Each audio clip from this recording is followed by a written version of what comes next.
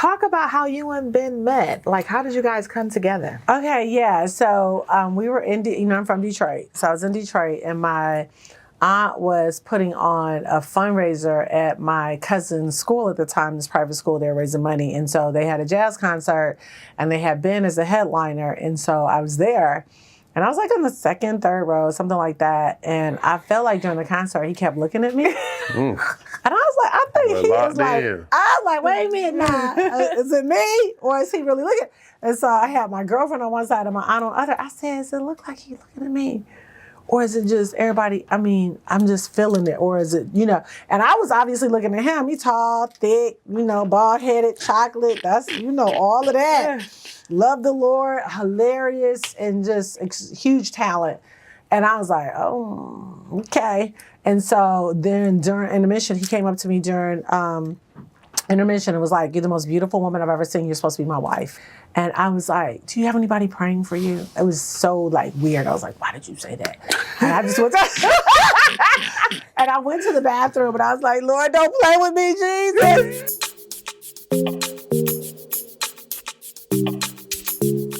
Relationships matter. I need you to understand. Relationships matter. Welcome to Relationships Matter. I'm Chanel Scott. And I am Josh Powell.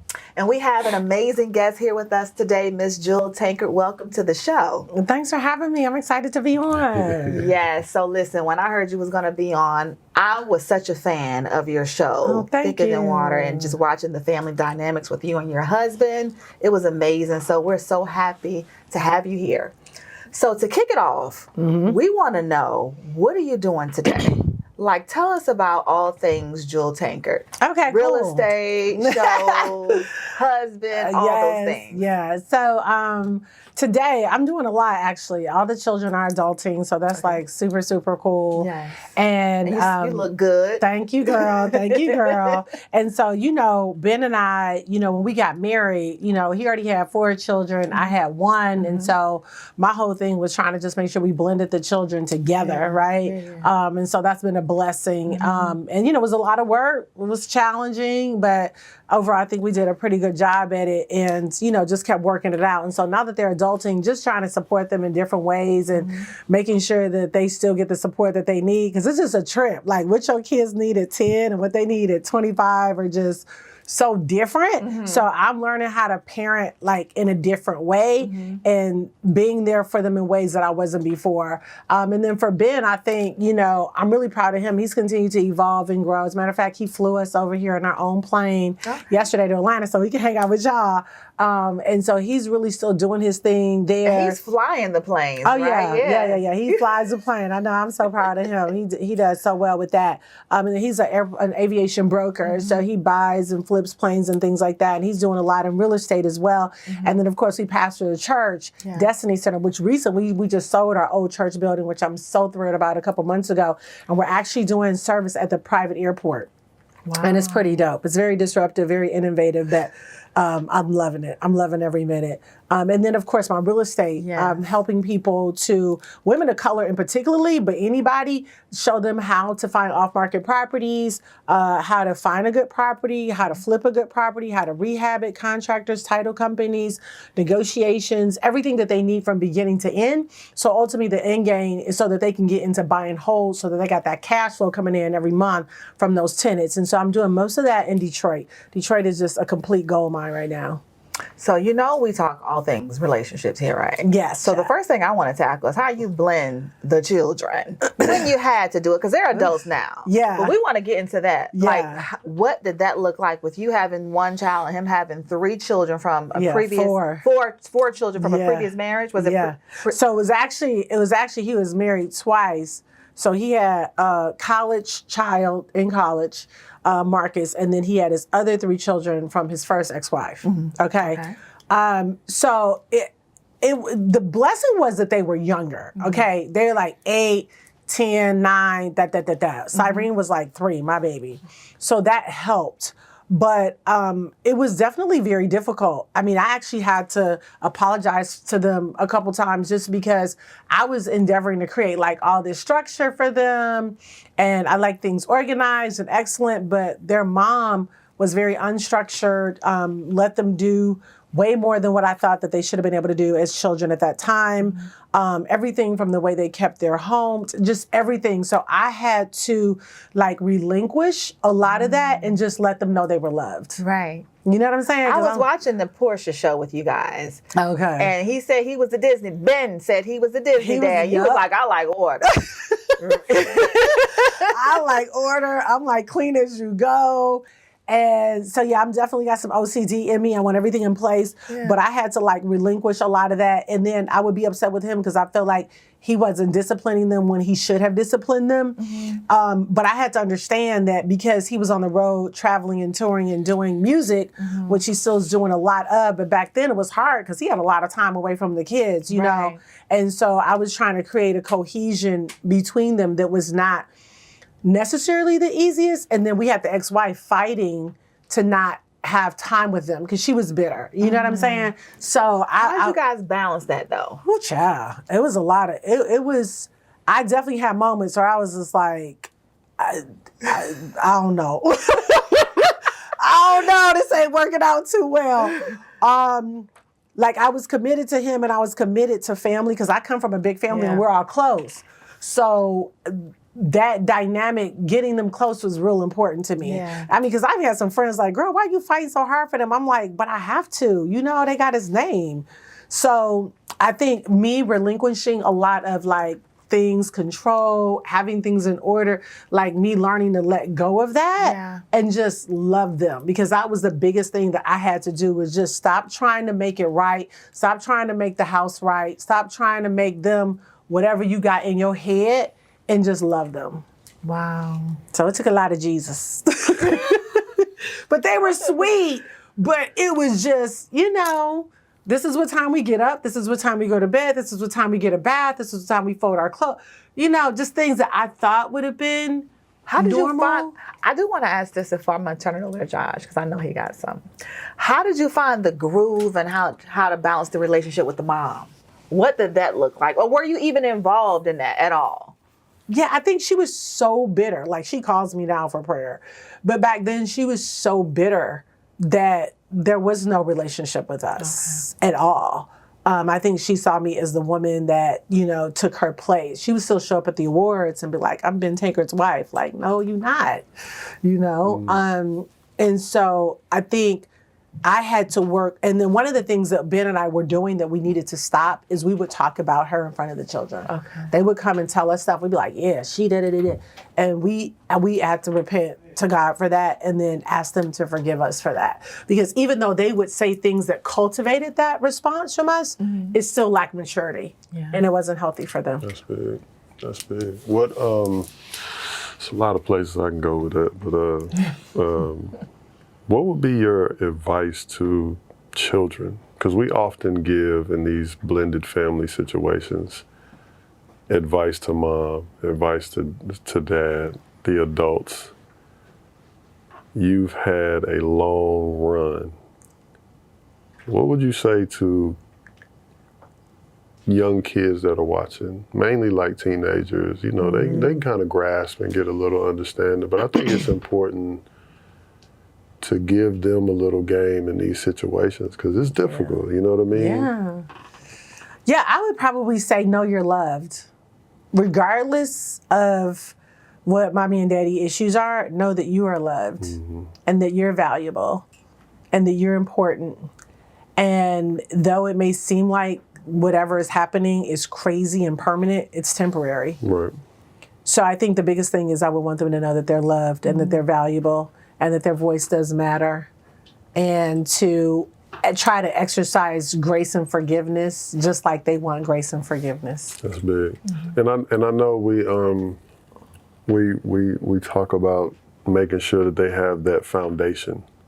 But what do you feel are some practical tools that they could use as they kind of deal with and navigate in that space? Because pouring into the kids, that's one part of it, but you know, what are like some other things? Because it's like, and it's a different generation. Like for me, right? And I try to tell my kids this, for example, it's not like I didn't hear my mom be talked about. It's not like I didn't hear my dad be talked about, but I would fight somebody about my parents. Yeah. Even if there was truth or whatever, like I just didn't allow that to get in the way of. And it's kind of like in this day and age, being a parent is like, there's no value in it. You know what I mean? Like in the court system, they strip your rights. You know, in the household, you're not respected because somebody else might paint a picture like, well, you don't have to do this and you don't have to do that. And it's your choice and you can do what you want. It's like, so that's why I think this is important because you know you've been married, you've had a long marriage and you know y'all have really been doing this for a while, but you know I just think it's important. Like what do you think? I would say that they need to get like try to find out what your gift is. So if your gift is acting, then pursue all the acting schools. Go to acting camp. If you're like, try to find your purpose in the middle of all the stuff that's going on in the family. Because for children, that could like end up consuming a lot of their time talking about that, right? And they're in an age where everything is about tea and drama and all that anyway. But I would say try to block all that out and find out what do you really love. If it's basketball, if it's acting, if it's science, if it's stem cell, and try to put yourself in communities where that can be cultivated, because a lot of times greatness comes in those times of pressure. So I would say get in, and I came from a 2-parent home. My parents are literally, they just celebrated like 55 years of marriage. I was blessed, but even we didn't go through divorce, but there were other things that we dealt with as children. But my parents, one of the things that they really got right is they kept us so busy every summer. We were in every extracurricular activity. We were in volleyball, we were in basketball, we were in croquet, we were in equestrian, we rode horses. Like they kept us so busy. So I would say for the young people, like find out what you love and get in that. I have a question. Because you can focus on that versus the chaos. But in terms of your marriage with Ben and him having his 4 children, how did you create a level of respect where, you know, the children didn't overstep? Like how was that established on both sides though? Now that was a good question. Well, she can get to that when we get back. Relationships matter. Welcome back to Relationships Matter. So before we went to break, Jill, I want you to tell us, how did you guys create that level of respect with Ben having his 4 children and you having your 1 daughter? Like, how did you create that boundary in the household where it was not overstepped? Yeah, that's a great question. I got to give 1,000% credit for Ben for that, because he sat them down and said, listen, I love you all very much, but also understand I love this woman very much. Wow. So she's not a stepmom. She's a bonus mom. And we're not going to use steps in the house because our goal is to blend together. I will say this, Ben, like, you know how certain families have like certain traits? His trait on his family is everybody's super sweet. Like just naturally, everybody I met, they're like, y'all are just some sweet people.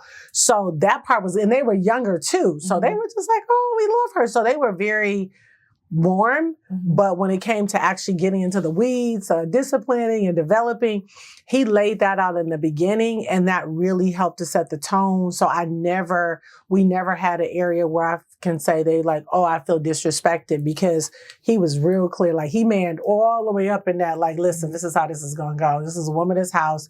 So ultimately whatever she says goes. At the same time, I try not to like overstep my boundary.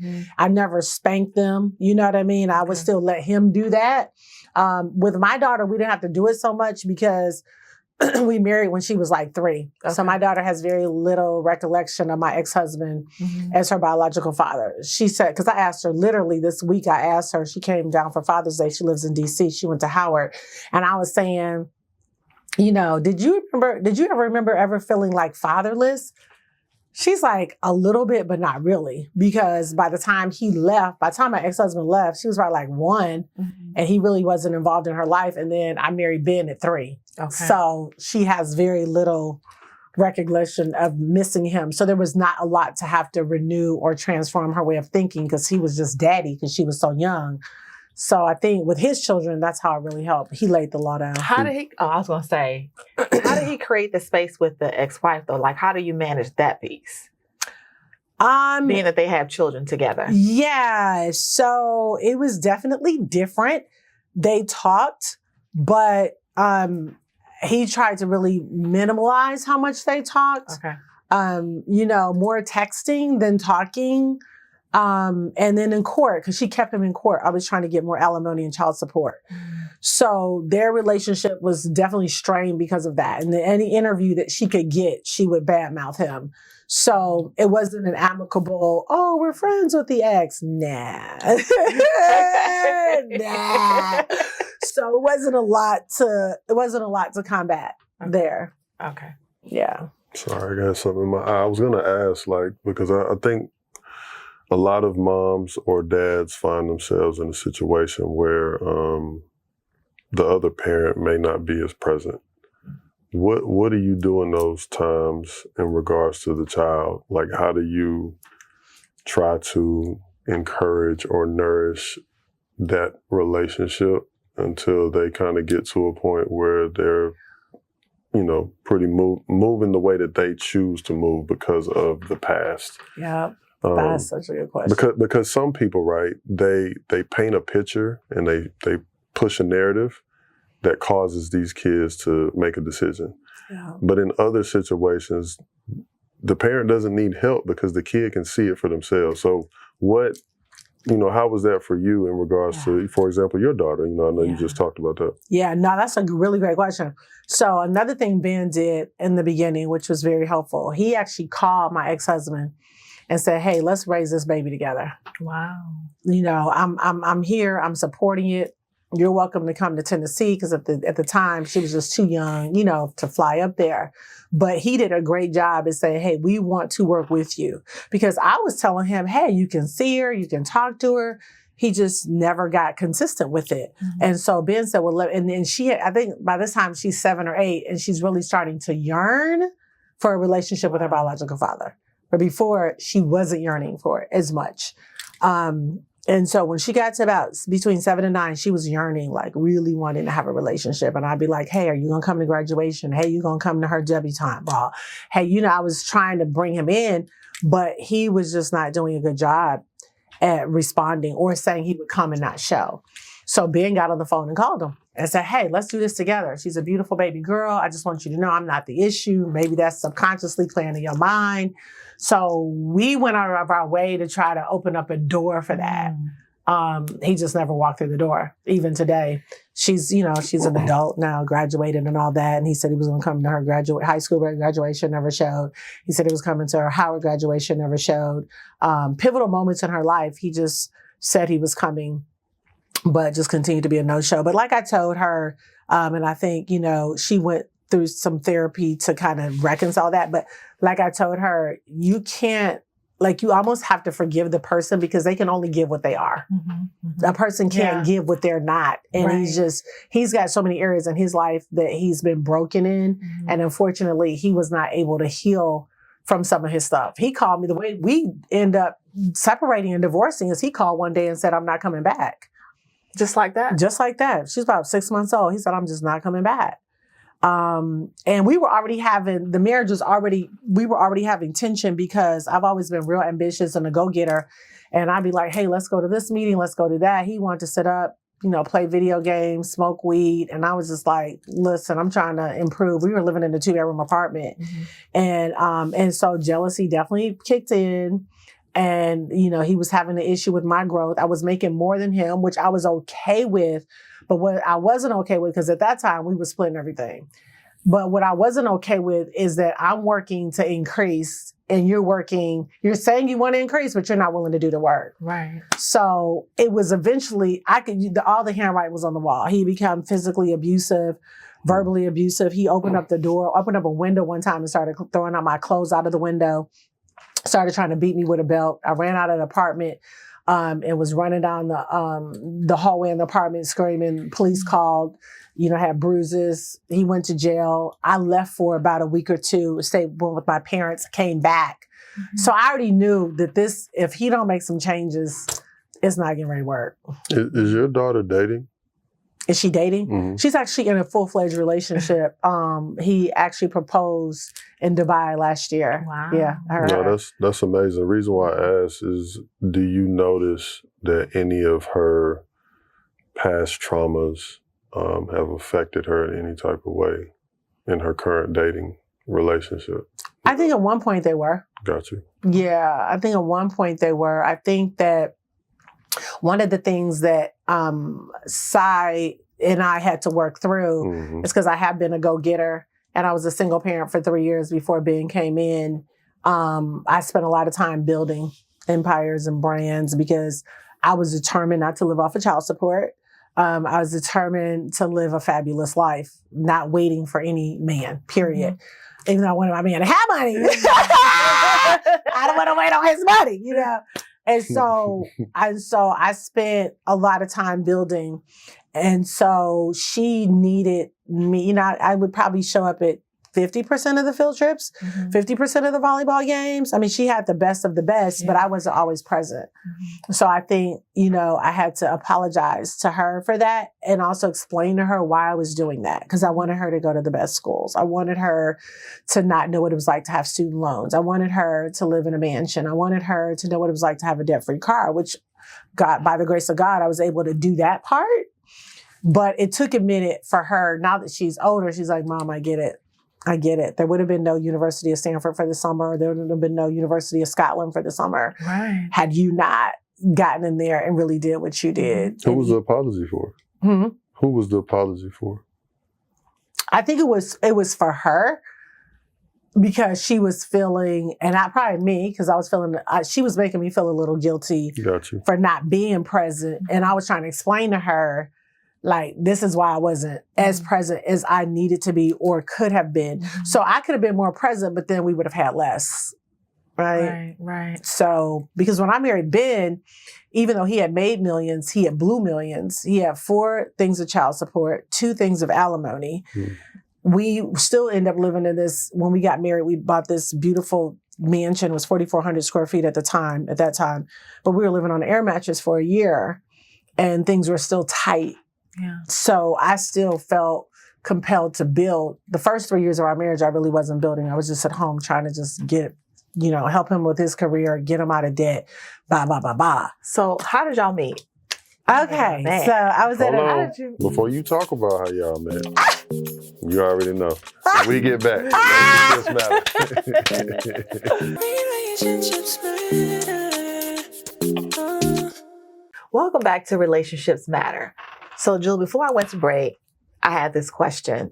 Talk about how you and Ben met. Like, how did you guys come together? Okay, yeah. So, we were in, I'm from Detroit. So, I was in Detroit, and my aunt was putting on a fundraiser at my cousin's school at the time, this private school. They were raising money. And so, they had a jazz concert, and they had Ben as a headliner. And so, I was there.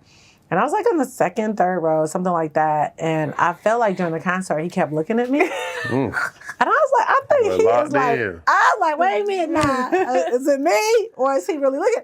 And so I had my girlfriend on one side and my aunt on the other. I said, does it look like he's looking at me?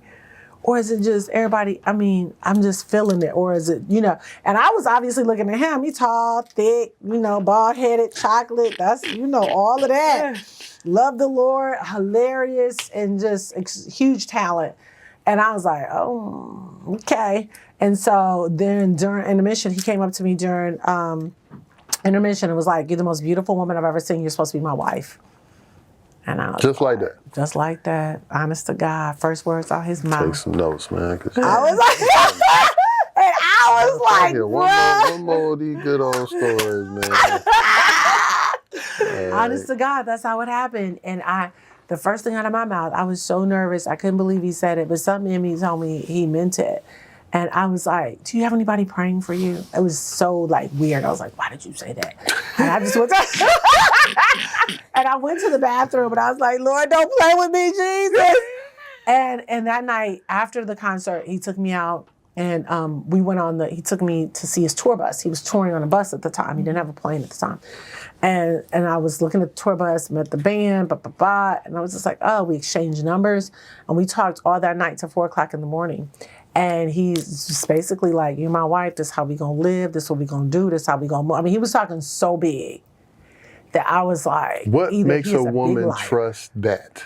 That's the thing. Like, instinctively, something told me he means it. But when I went home and told my parents, they were like, he might tell everybody that. And I was like, he might. You're right. Like, there was nothing in me to know that he doesn't do this in every city that he goes to. Right. But something in my heart was just like, but I couldn't really trust myself. You see what I'm saying? Yeah. Because my ex-husband, I had warnings not to marry him. And I was just like, oh, to be fine, I'll pray for him, blah, blah. And so there was a part of me that's like, to your point, I don't know if I can trust this, but another part was like, this nigga mean it. But your dad was a part of the conversation with your mom, and they said that he probably is doing this to every city he goes in. But what? I hope Pop see this, but I would challenge that, right? Because I don't know men that are going to go in a city to just tell every woman that they see, you supposed to be my wife. My wife. Some people not listen, trying to touch in here, you feel me? Trying to get in the walls or do something, that's a little different. But to tell, to just be going city to city to be like, hey, you supposed to be my wife? Yeah. Men ain't gonna jump out there to do that now. No. Unless they really, why they gotta be a simp though? I said if they do that.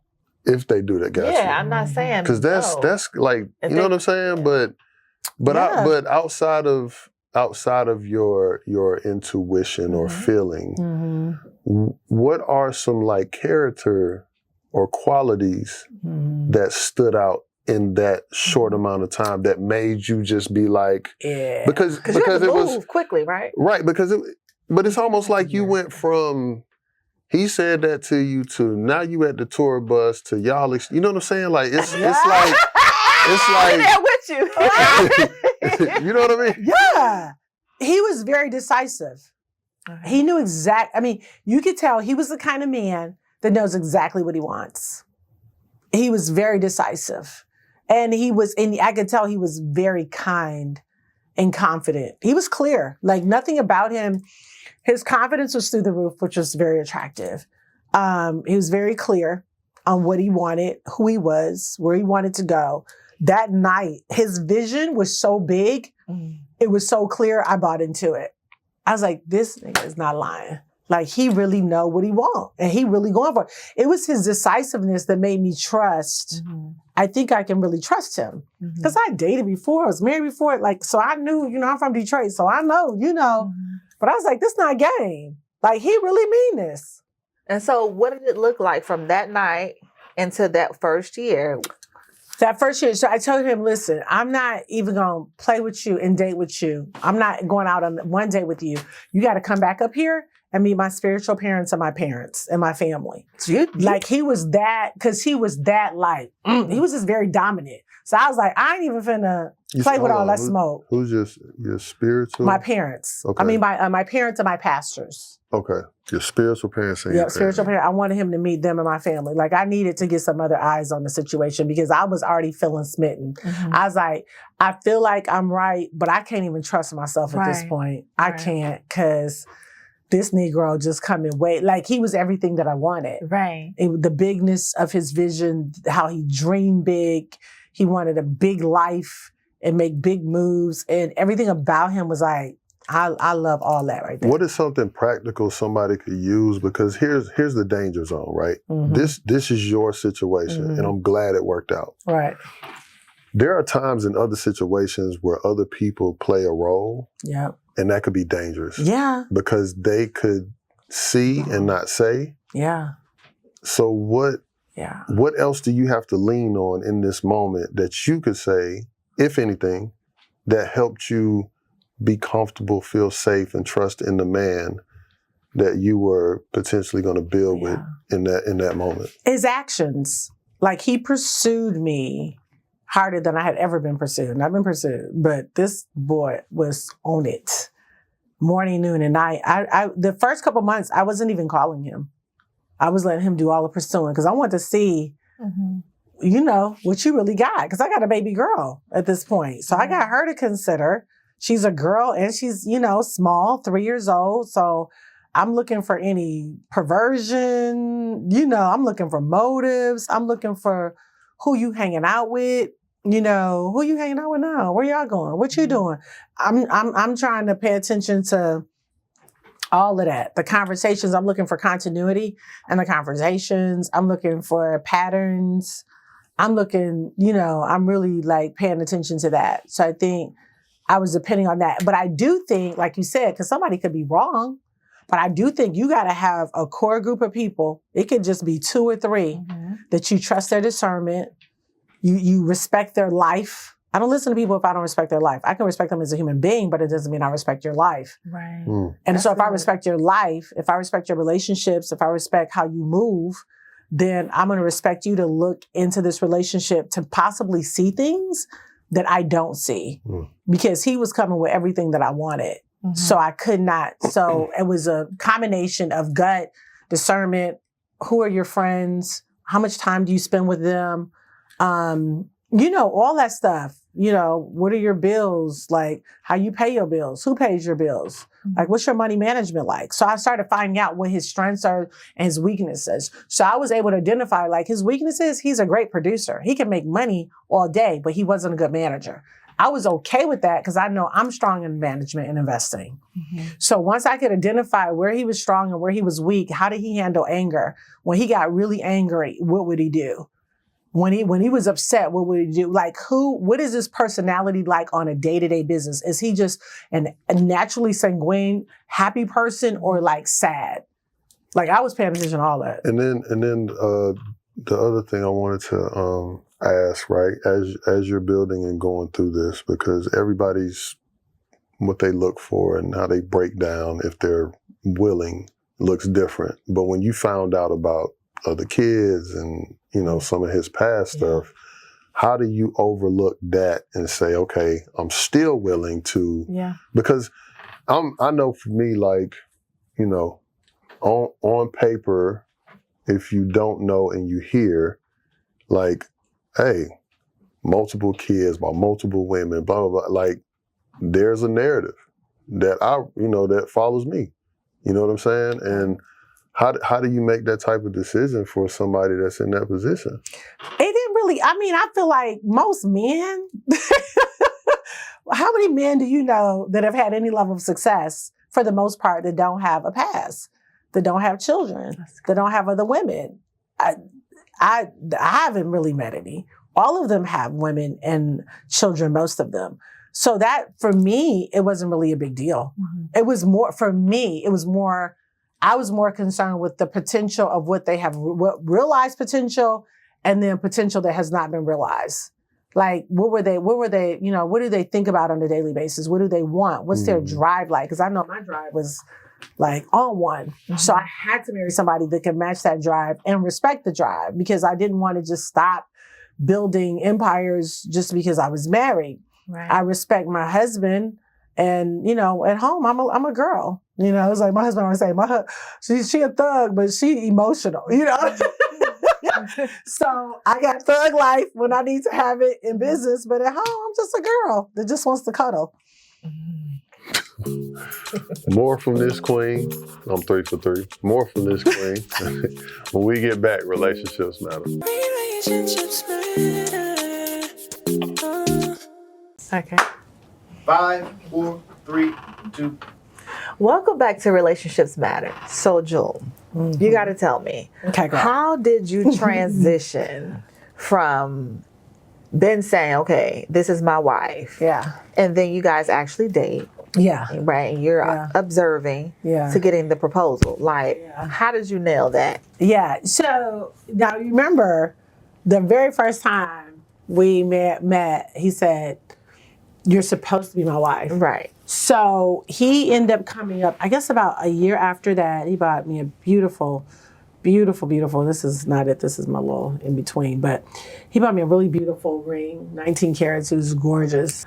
And put the ring on my finger, and I was elated. But we waited the year because I wanted to just give it time. I wanted to give him time to see how I moved. Was he dating anybody else? Not that I know. Were you dating anybody else? No. Okay. No. And so I had a business partner that we had dated like years prior, and we were still in business together. But there was nothing going on. He was gone on, but we were still just in business together. So I was not dating anybody. I wanted to see him in the good. I wanted to see him in the bad. I wanted to see him when he was hurt. I wanted to see him when he was upset. Like, that was just really important, because that was important for me, because I'm just overall like a happy, positive person. So I wanted to make sure that I was clear on what I was getting. You want to see him in all the seasons. Yeah, I need to see all the seasons, bruh. And during that time, did you feel like you were able to get a pretty good view, or were there some things that you learned later on down the line? Because how does somebody gauge? Like, is it a year? Is it 2 years? I know, right? You know what I'm saying? Yeah, So, yeah, you're right. At some point, I think you just gotta trust, right? Yes. I think that I felt like, and I feel like you know how everybody got gifts. My gift is discernment. Like, I know within 5 minutes if I want to do business with somebody. I know in 5 minutes if I like them. I know in 5 minutes if they're going to be a friend or maybe just an associate. Like, I'm a pretty good, I've always been gifted in that. Yeah. So honestly, I was going more on that and what I had observed. I wanted to see how he played with Cyrene, how he handled her, you know, how he talked to her, his patience or not patience with her. Like, that stuff was important. And then I'm big on family, because see, you gotta remember, I'm living in Detroit. This is where I come from. My family is there, all my friends are there, my businesses, everything I know. And I'm moving to this little place called Murfreesboro, Tennessee, outside of Nashville. All white, very different. So I'm like, okay, bruh. And I wanted him to move to Detroit. He's like, I'm not moving to Detroit, which I'm glad he did now, because the winters in Detroit are horrific.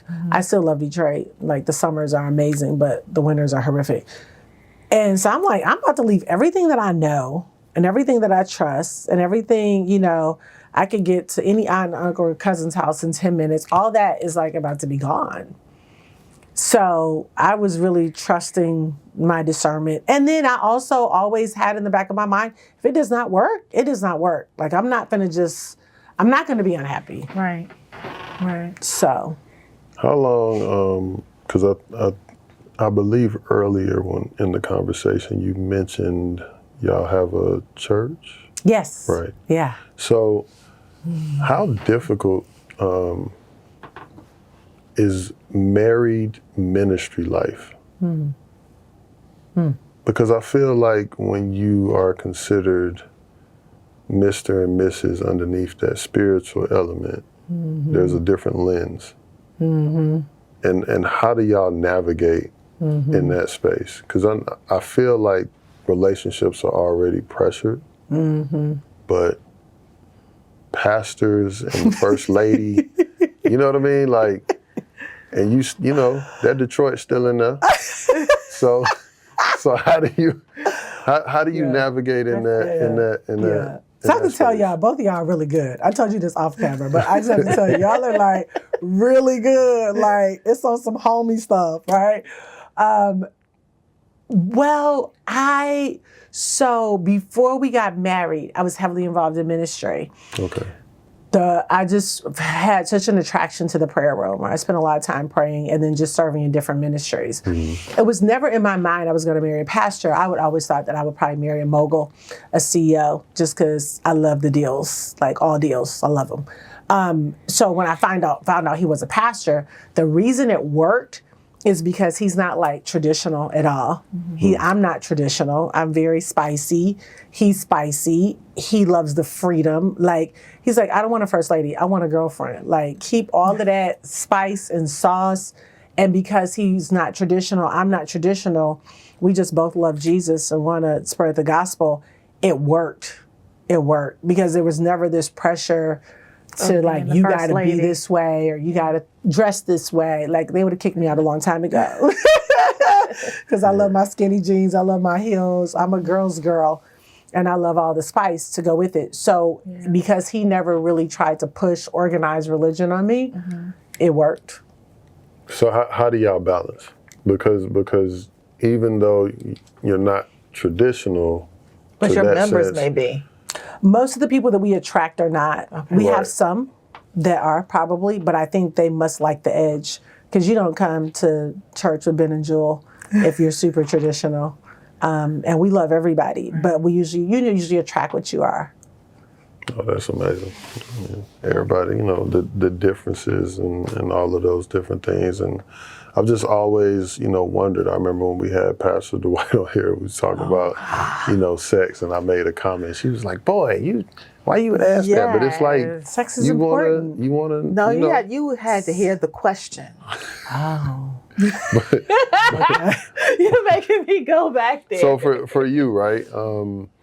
I know that you talked a little bit off camera, right, in regards to body changes and just certain things that happen within your marriage. And, thank you. I don't know how willing you are to be transparent, but it's real.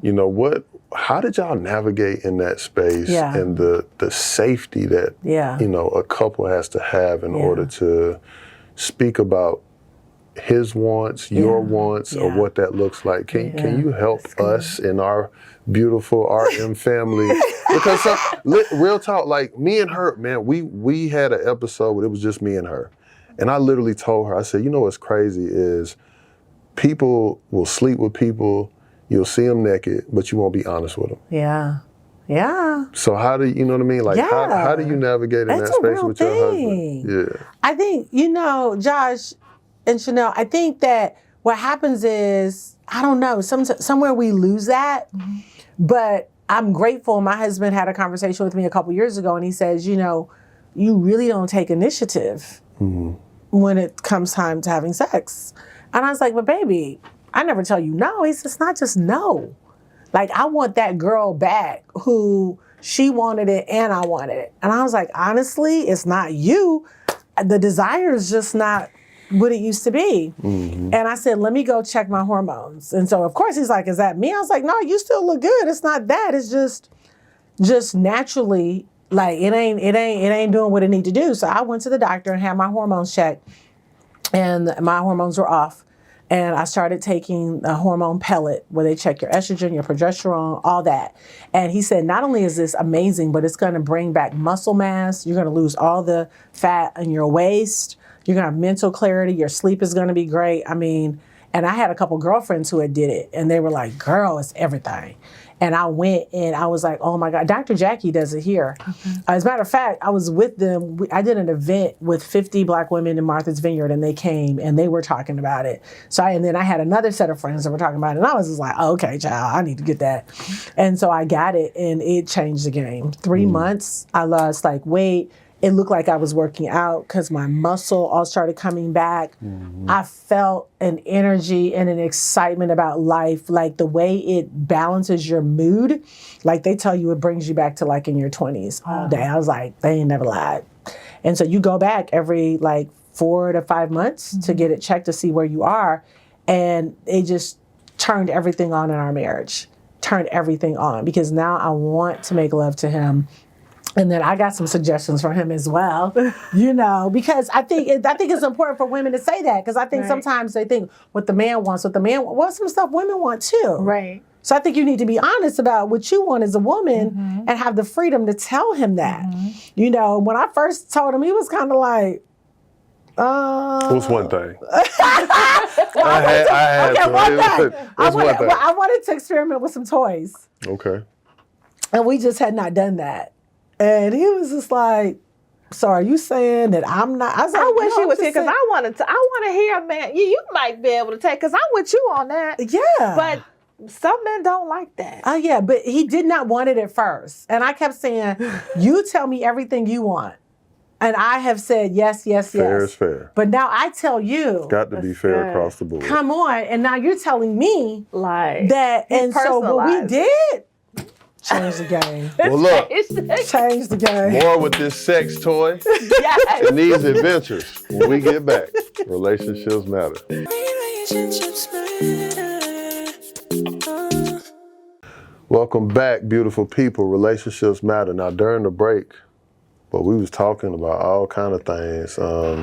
Goodness, but you gonna talk about. I mean, I'm sure we'll get into that. But you said it's not always you about. were saying men need. You were saying what men need. You were saying what men need as well, which I think is an important conversation. Yeah, okay. You said it's not always about the sex. Can you elaborate more about that? Yeah, it's about the wanting, the feeling of being wanted. Mm-hmm. You know what I mean? Like, and I understand both parties have that desire, but it's different when the woman does that for the man. You know what I mean? Like the way we pursue a woman in that way, but then sexually how a woman pursues us in that way. You know what I mean? It's like how we balance that. And it was dope because I mean you've been 25 years. 23. But it was 25 altogether. Oh, right? Together, yeah, altogether, yeah. Yeah. Okay, so 25 years altogether. Yeah. With one person, and you just mentioned something because you was like, well, is it realistic to keep this type of feeling? Yeah. Oh, I'll let you answer first, yeah, well, and then I can give my perspective. Yeah, I mean, I think so. You have to ask yourself because just like your life goes through seasons, you haven't always felt the same way. 5 years ago, there may have been different things. Blah, blah, right? In a marriage, is it realistic to think that you're always going to be having butterflies the entire time? I don't think it's realistic. I think your marriage goes through seasons, and I think there are things that you can do to cultivate those feelings, but I think that you have to be careful that if you're not feeling it for a month or months or whatever, that you give it space and time, that you give yourself space and time to grow, and you give your marriage space and time to grow. What is something that hasn't needed time to grow in your marriage where you've always looked at men in a certain way? What is one characteristic? What is one thing that you can count on that he's always done? He's a big dreamer. So if his dream stopped, how would that make you feel? Yeah, no. Thank you. So that means that that just proved my point, right? That was that thing that keeps you, that lights your fire. Right. But I understand because in that situation when you start talking about little things, because we're talking about sexual, right? Right. And I'm understanding that from a body change standpoint, after kids and all of that, things happen. Right. I feel like if women would be more open with men to create the understanding, because does that mean that you don't want him or that you know what I'm saying? Like there's other factors. It's other factors, but I think you have to be honest. Yeah. So Ben said, hey, I love the chubby girl and I love the slender girl. But clearly we're like the slender girl. Right. So does it mean he's not going to be attracted to me? I won't say no, but I do know our relationship is different when I'm fit. Period. End of the story. Our dynamic, the way all of that right there is totally different when I'm like fit versus when I'm not. So question, because here's where a lot of people go wrong in relationships. Is it more important how your partner feels or more important how you feel? I think it's both. But I do think I do it for me first. But I know some women who are like, I don't care. He just got to deal with it. This is just what size I'm in. There's a lot of thought process that's like that too, that they just don't care. Like he just got to deal with it. So my thing is so for some of them, being fit is not important. But then, How do you have that conversation though with your partner? Like, what does that look like? I think you have to have it, because if you don't have it, unless a part of you dies, because so much of stimulation is based on purpose. So what happens is I see what happens with people who don't keep growing, and they just, like, it's people that's married and they just married. Right. They don't go nowhere different. They don't do nothing different. They don't want anything else out of life. And a part of them just dies. They're existing, but I can't say they're thriving. Right. But I think for couples and individuals that want to live life to go all in, obsess at winning, obsess at whatever it is that they're doing, that is going to be very important, because if they stay with someone who a part of them has died and does not want to be resurrected, but they still want to thrive, there's going to be a divide at some point. Something gives. But how does that line of communication? Like, some people don't know how to express Well, that. you better go to therapy and you better figure it out, or get a good friend, or say, I feel like, just like with my ex-husband, I already knew at some point something to break. Yeah. Because you say you want this, but you're willing to do very little. Yeah. I say I want this, and I'm 10, 12-hour days excited about it. You see what I'm saying? So something is getting ready to give because the passion meter is too swayed. Well, let me ask you this. When Ben came and communicated with you that, hey, you don't initiate, like, how did that communication, like... My feelings were hurt, but I was on it. But did you discern that maybe something was off prior to, or maybe he felt that? No, not really. But I will say I had gotten maybe comfortable with it being that way. You see, I got comfortable with it. Yeah. It was like, oh, this is just, we have sex every, this amount of time, and okay, and I'll experience an orgasm, but if I don't initiate it, it's okay. Like, I had become okay with that. So I'm grateful that he woke that up. Right. Because when he woke that up, it woke up everything else that needed to be woke up. Okay. Somebody that's been married and has been with somebody as long as you have, do you feel like that's a plague in relationships, especially in our community?